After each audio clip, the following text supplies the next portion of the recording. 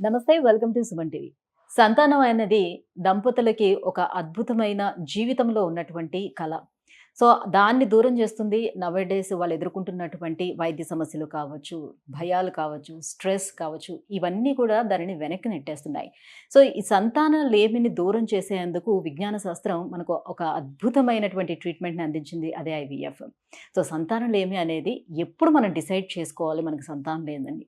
ఎప్పుడు అసలు సంతానం లేమిగా డిసైడ్ చేసుకున్న తర్వాత దానికి ఎలాంటి ట్రీట్మెంట్ తీసుకోవాల్సిన అవసరం ఉంటుంది. ఎందుకొస్తుంది అసలు ఈ సంతానం లేమి? సో, ఈ విషయాలన్నీ తెలియజేసేందుకు మనతో పాటు ఉన్నారు ఇన్‌ఫర్టిలిటీ స్పెషలిస్ట్ డాక్టర్ నీరజ గారు from Neeraja fertility and gynaec centre from KPHB fifth phase. Hello ma'am. Hello అండి. మ్యామ్, సంతానం సో ఒకప్పుడైతే గంపలు గంపలు కొలిది పిల్లల్ని కనేవారు అని అనేవారు. రైట్? సో, మన అమ్మమ్మల్ని చూసుకున్నట్లయితే సో డజన్‌ల కొద్దీ కనేవారు. సో, చాలా ఫిట్‌గా కూడా ఉండేవారు. అంత పిల్లల్ని కన్నా కూడా. ఇప్పుడు చూస్తే ఒక్కరిని కంటే చాలా గ్రేట్ అన్న ఫీలింగ్ వచ్చేసింది. ఎందుకు ఈ సంతానం లేమి పెరుగుతూ వస్తుంది? అసలు సంతానం లేమి అని ఎప్పుడు మనం డిక్లేర్ చేసుకోవాలి? ఎలా? సో, ఇంతకుముందు కూడా ఉందండి. ఇన్‌ఫర్టిలిటీ ఇంతకుముందు కూడా ఉంది. ఇప్పుడు కూడా ఉంది. కాకపోతే ఇప్పుడు ఇన్సిడెన్స్ పెరిగింది. సో, మనము ఇప్పుడు కేటగరైజ్ చేస్తామంటే ఈజీగా ఎందుకు కేటగరైజ్ చేస్తామంటే మనం ఈజీగా అండర్‌స్టాండింగ్‌కి, ట్రీట్మెంట్ పర్పస్‌కి, పేషెంట్స్‌కి ఈజీగా కౌన్సిల్ చేయడానికి మనం డివైడ్ చేస్తాం.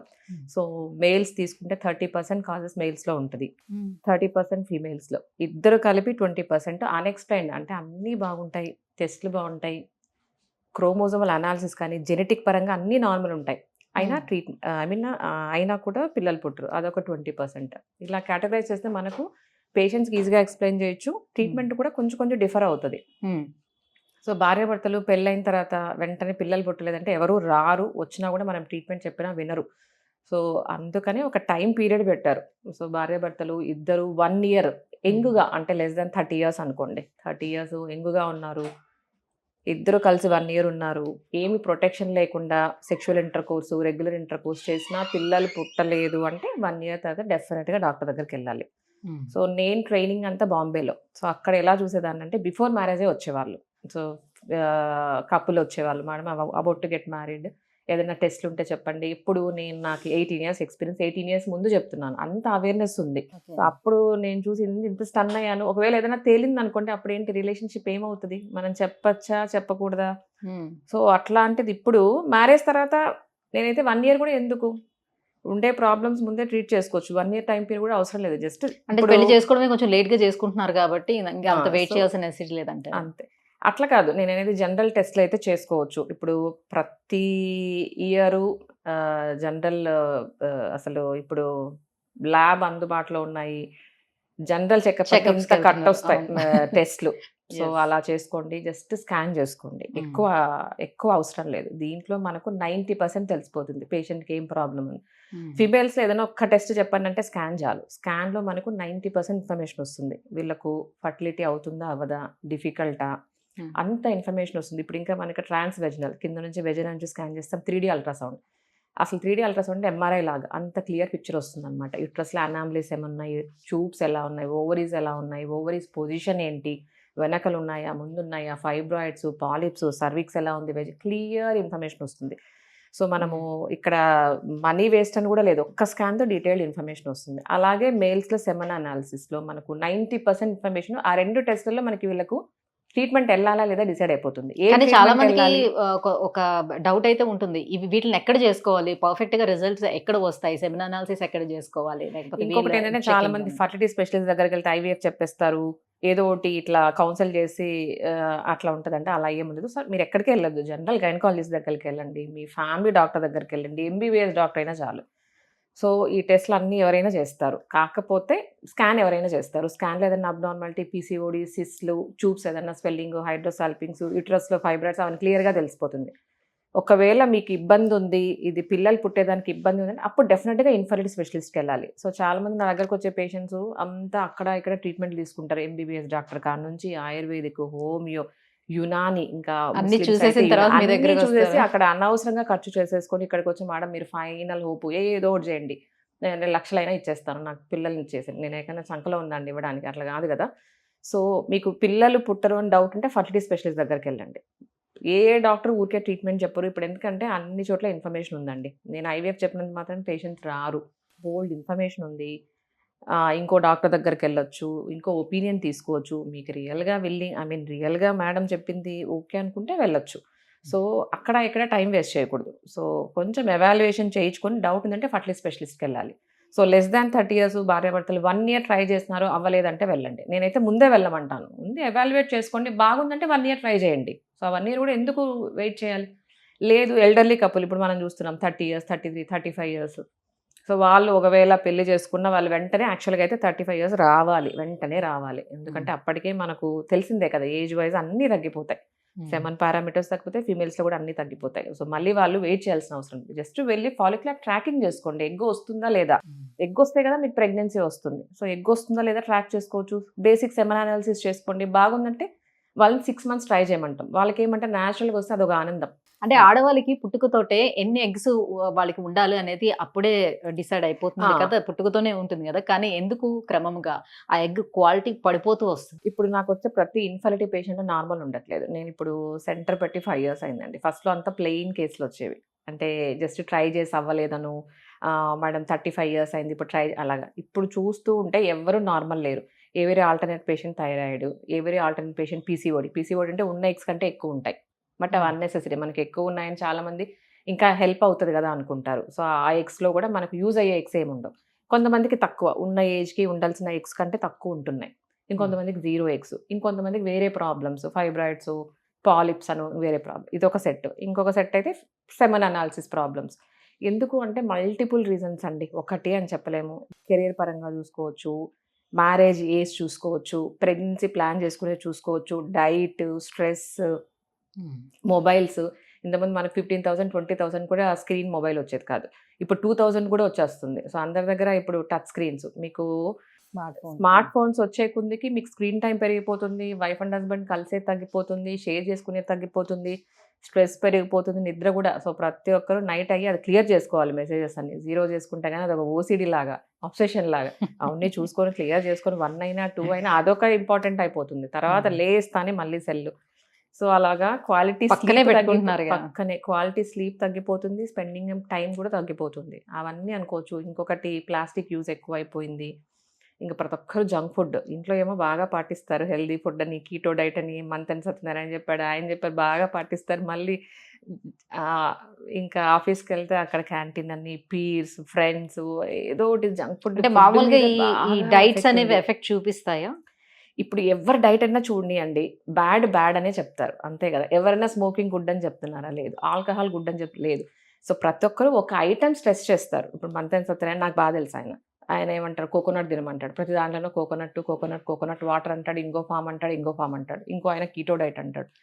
సో, వాళ్ళు చెప్పేది మంచివే. కాకపోతే ఒక్కొక్క డైట్ ఒక్కొక్క స్ట్రెస్ చేస్తారనమాట. ఇది ఎక్కువ తీసుకోండి మోతాదులో ఇది. అంతేగాని అందరూ బ్యాడ్ అనే చెప్తారు.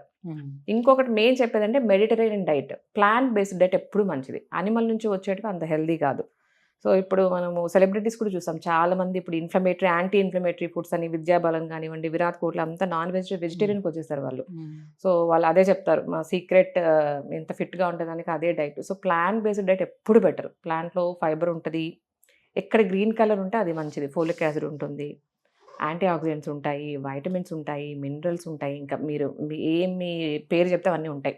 కాల్షియం ఉంటది. అన్నీ ఉంటాయి. మనం ఇప్పుడు సప్లిమెంట్స్ తీసుకుంటున్నాం. కాల్షియం సప్లిమెంట్స్ తీసుకుంటున్నాం. ఫోలిక్ యాసిడ్ సప్లిమెంట్స్ అవన్నీ గ్రీన్ లీఫీ వెజిటబుల్స్‌లో ఉంటాయి. ఇంకోటి నట్స్, సీడ్స్‌లో plenty of omega fatty acids ఉంటాయి. అవన్నీ గుడ్ కొలెస్ట్రాల్. సో, అవి తీసుకోవచ్చు. యాక్చువల్‌గా నాకు ఎప్పుడు అకాడమిక్స్ చూస్తూ ఉంటాను. సో, ఒక సీనియర్ ఆంకాలజిస్ట్ హెల్తీగా ఉండడం చాలా చీప్ అంట. మీరే చూడండి ఏం చెప్తున్నాను నేను. ప్లాంట్ బేస్డ్ ఫుడ్ తినమంటున్నాను. నేనేమన్నా కాస్ట్‌లీ ఫుడ్ చెప్పట్లేదు. నోరు తిరగని పేర్లు చెప్పట్లేదు. అర్థం కాని పేర్లు చెప్పట్లేదు. సో, హెల్తీగా ఉండడం ఎప్పుడూ మనకు చీప్ అనమాట. ఈజీ. ప్లాంట్ బేస్డ్ ఆకుకూరలు ఎంతవుతాయండి?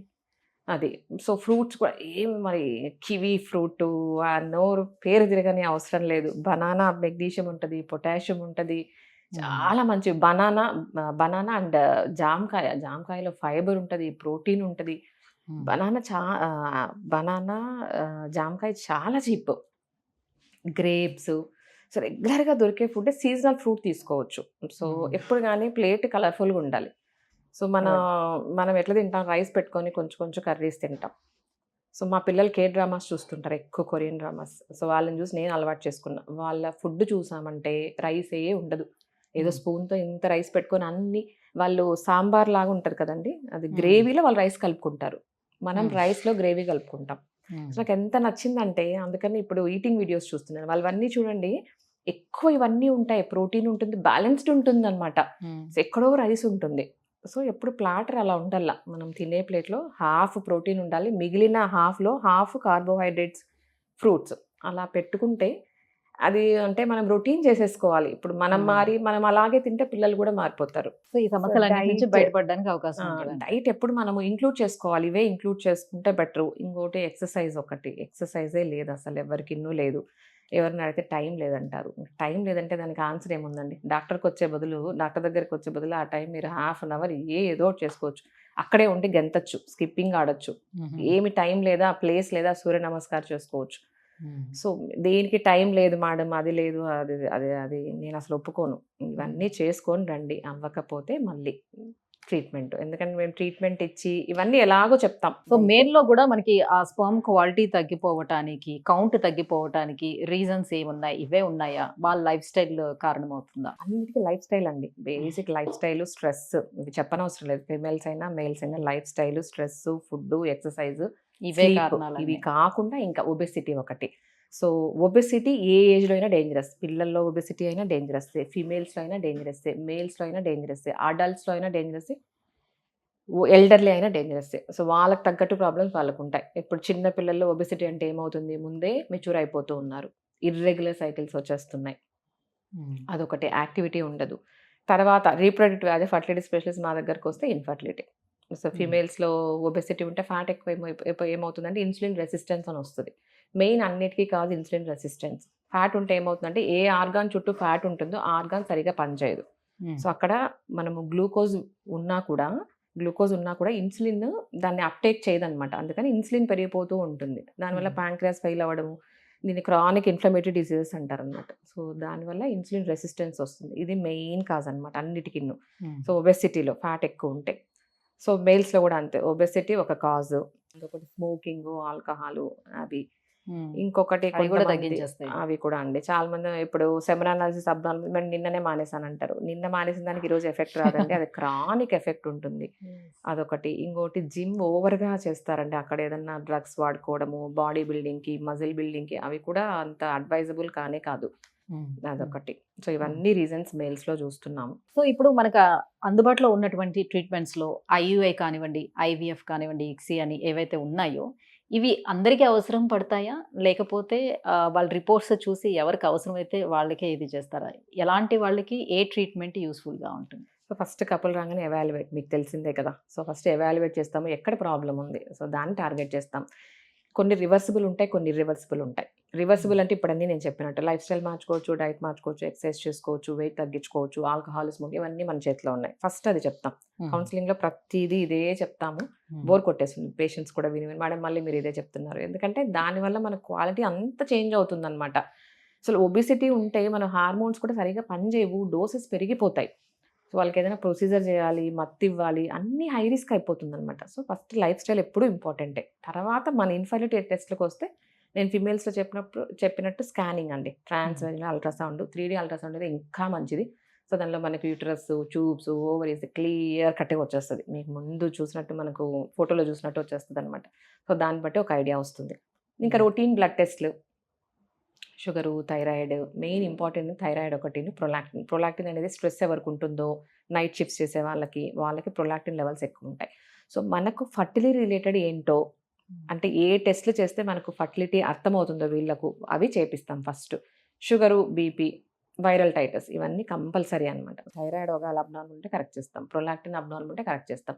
ఎందుకంటే ఇవి ముందే ఇవన్నీ కరెక్ట్ చేసుకుంటే మనకు పేషెంట్ ట్రీట్మెంట్ స్మూత్‌గా ఉంటుంది. ఫీమేల్స్ అయిన తర్వాత మేల్స్‌లో సింగిల్ టెస్ట్ ఇంపార్టెంట్ ఏమంటే సెమెన్ అనాలిసిస్. ఇంకొకటి సెమెన్ అనాలిసిస్ ఎక్కడ ఇవ్వాలి? సెమెన్ అనాలిసిస్ స్టాండర్డ్ సెంటర్‌లో, ఇన్ఫర్టిలిటీ సెంటర్ గానీ, స్టాండర్డ్ ల్యాబ్‌లో ఇవ్వాలండి. సో నా దగ్గరికి ప్రతి వాళ్ళు రిపోర్ట్ పట్టుకొని వస్తారు. ఏదో చిన్న చిన్న సెంటర్స్‌లో చేసుకొస్తా అంటారు. దాంట్లో నార్మల్ ఉంటుంది. సో మనం తీరా ట్రీట్మెంట్ చేసి ఐయుఐ చేయాల్సిన టైం చూస్తే అబ్నార్మల్ ఉంటుంది. అప్పుడు మనం చెప్పలేము, ఇన్ని రోజులు ఏం చేశారంటారు. మనం ఏం చేస్తామంటే రీసెంట్ రిపోర్ట్ అనుకోండి, మళ్ళీ మనీ వేస్ట్ ఎందుకు? సో రీసెంట్దే కదా, పేషెంట్స్ కూడా అంత విల్లింగ్గా ఉండరు, మేడం మొన్ననే అయింది కదా అంటారు.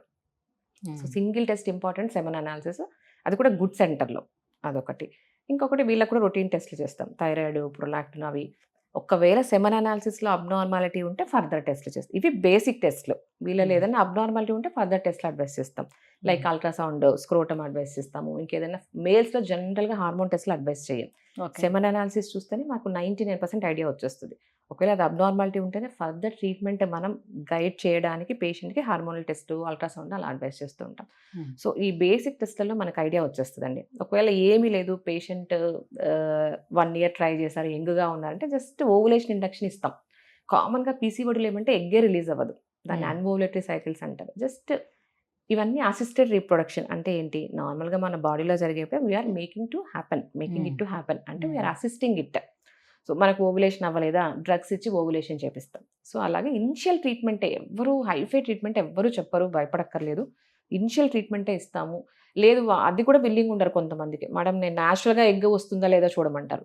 సో అలాంటి వాళ్ళకు కూడా మేము ఓవులేషన్ టైంలో రమ్మంటాం, 13th day 40 వాళ్ళ సైకిల్స్ని బట్టి జస్ట్ ట్రాక్ చేస్తామమ్మ రండి. సో దట్ ఇప్పుడు ఏమంటే వీళ్ళు ఇప్పుడు వైఫ్ అండ్ హస్బెండ్ ఎలా ఉన్నారంటే వాళ్ళు చూసి కలుస్తున్నారు, సెక్షువల్ ఇంటర్కోర్స్ ఎప్పుడు చేసుకోవాలి, ఇది ఓవులేషన్ డే, అంత బిజీ అయిపోయారనమాట.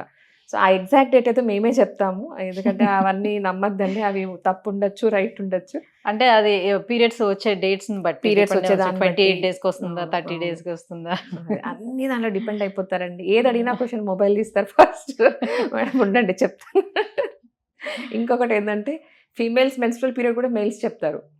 చూడండి ఎంత అలర్ట్ అయిపోతున్నారో, ఫస్ట్లో అంతా నెగ్లెక్ట్ చేసేస్తారు టైంని. ఎప్పుడైతే పిల్లలు కావాలో ఎలా ఉంటుంది, మేడం నాకు ఈ మంత్ వచ్చేస్తే బాగుంటుంది, నెక్స్ట్ మంత్ వచ్చేస్తే బాగుంటుంది, 2 నెలల్లో ఎట్లా అట్లా చేయండి అంటారనమాట. అంటే ఇప్పుడు వరకు బాగా ట్రై చేసి అండ్ ట్రీట్మెంట్స్ కూడా ఏవో తీసుకుని కూడా ఇంకా విసిగిపోయి వీళ్ళకి ఇంకా పిల్లలు పుట్టరు అనుకునే వాళ్ళకి కూడా పుట్టిన సందర్భాలు ఏమైనా ఉన్నాయా మీ ట్రీట్మెంట్లో? అసలు ట్రీట్మెంట్ లేదు వీళ్ళకి అనేదే లేదు, ఎందుకంటే ఇప్పుడు థర్డ్ పార్టీ రీప్రొడక్షన్ వచ్చింది. సో మేల్స్లో 0 sperms ఉన్నాయి, అసలు ఇంకా బీజాల నుంచి టెస్టిస్ నుంచి తీసినా కూడా రావు అన్న వాళ్ళకి డోనా స్పర్మ్స్ ఉన్నాయి, బ్యాంక్స్ ఉన్నాయి మనకు. మీకు ఏ రిక్వైర్మెంట్ కావాలా, హైట్ కావాలా, ఐ కలర్ కావాలా, హెయిర్ కలర్ కావాలా, బ్లడ్ గ్రూప్తో సహా మనకు వచ్చేస్తుంది. మీకు బి పాజిటివ్ అయితే బి పాజిటివ్ అట్లా వచ్చేస్తుంది. సో అదొకటి. ఫీమేల్స్లో ఎగ్స్ లేవా, third party reproduction, donor eggs ఉన్నాయి మనకు, లైసెన్స్డ్ ఏఆర్టీ సెంటర్స్ ఉన్నాయి, ఐఆర్టీ బ్యాంక్స్ ఉన్నాయి, దాని నుంచి తీసుకోవచ్చు. ఒకవేళ అంతే కదండి, 2 మేల్ ఫీమేల్ అయిపోయింది, గర్భసంచి బాగాలేదా, సరగేట్ ఉంది, ఆప్షన్ ఉంది. సో ఇప్పుడు ఇంపాసిబుల్ అనేది లేనే లేదు, కాకపోతే మీకు ఓపిక ఉండాలి. ఒక్కొక్కసారి థర్డ్ పార్టీ కొంచెం కాస్ట్లీ అవుతుంది, అంటే నార్మల్ పాపులేషన్ కొంచెం ఫైనాన్షియల్ గా బాగుండాలి, పేషెన్స్ లెవెల్స్ బాగుండాలి, టైం ఉండాలి, పేషెన్స్ ఉండాలి. అన్ని చిటికలో అయ్యే పని కాదు.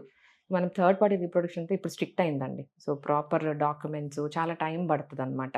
ప్రాపర్ ఏఆర్టీ సెంటర్ మనం అప్లై చేసుకోవాలి, రావాలి, టైం పడుతుంది, ఓపిక ఉండాలి. అది ఫిక్స్డ్ టైంలో అయిపోవాలంటే అవ్వదు. Thank you ma'am, thank you so much. సంతానలేమి అనేది ఎప్పుడు డిక్లేర్ చేసుకోవాల్సి ఉంటుంది, అసలు దానికి కారణాలు ఏంటి బేసిక్గా, సో ఎలాంటి ట్రీట్మెంట్స్ మనకు అందుబాటులో ఉన్నాయనే విషయాన్ని తెలియజేసినందుకు థ్యాంక్ యూ సో మచ్.